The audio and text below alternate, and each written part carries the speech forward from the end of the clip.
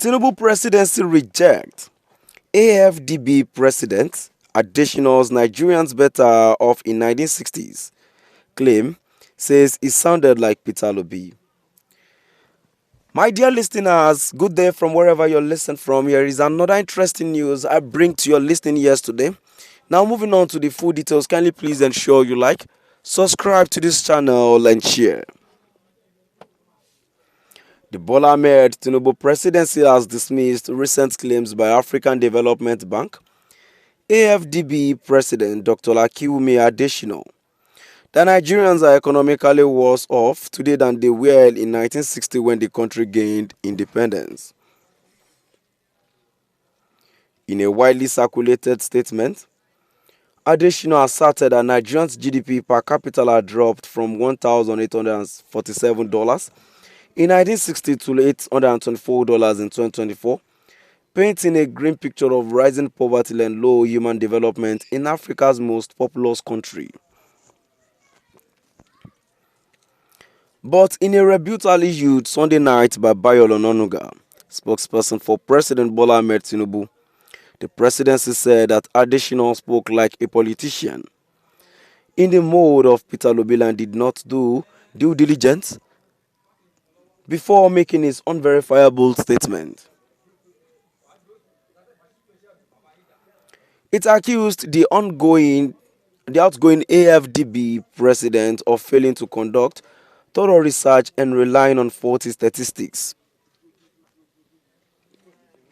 The presidency challenged Adesina's figures, stating that in 1960, Nigerians' GDP stood at $4.2 billion, with a population of 44.9 million, giving a per capita income of just $93, not the $1,847 cited by the AFDB chief. Tracing Nigeria's economic trajectory, the statement highlighted that the country's GDP only saw significant growth in the 1970s, with the oil boom reaching $164 billion by 1981.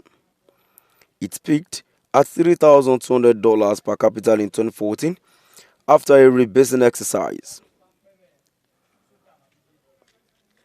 Onanuga also criticized additional use of GDP per capita as a sole measure of economic well-being. He argued that the indicator fails to account for wealth distribution, informal economic activity and other critical factors such as improvement in healthcare, education and telecommunications. He said, our country's GDP did not rise remarkably until the 1970s when crude earnings ballooned. In 1970, our GDP rose to $12.55 billion. In 1975, it was $27.7 billion, $64.2 billion in 1980, and $164 billion in 1981. Up until 1980, per capita income did not exceed $880. It rose to $2,187 in 1981 and dropped to $1,844 in 1982. In 2014, after rebasing, it reached an all-time high of $3,200.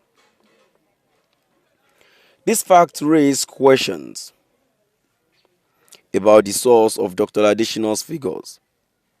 But my mission in this response is not to poke holes in the erudite African banking precedent figures. The more substantive issue lies in Dr. Adesina's conclusion based on these numbers. Dr. Adesina should know that GDP per capita is not the only criterion used to determine whether people live better lives now than in the past. Indeed, it is a poor tool for assessing living standards. Its primary usefulness is in giving us the metrics to compare economic output in a country or between countries. GDP marks many activities in a country's economy. It neither discloses wealth distributions or income inequality, nor enormous. It does not account for subsistence farming or income transfer from one family member to another. GDP per capita is silent on whether Nigerians in 2025 enjoy better access to healthcare, education and transportation, such as rail and air transport, than in 1960.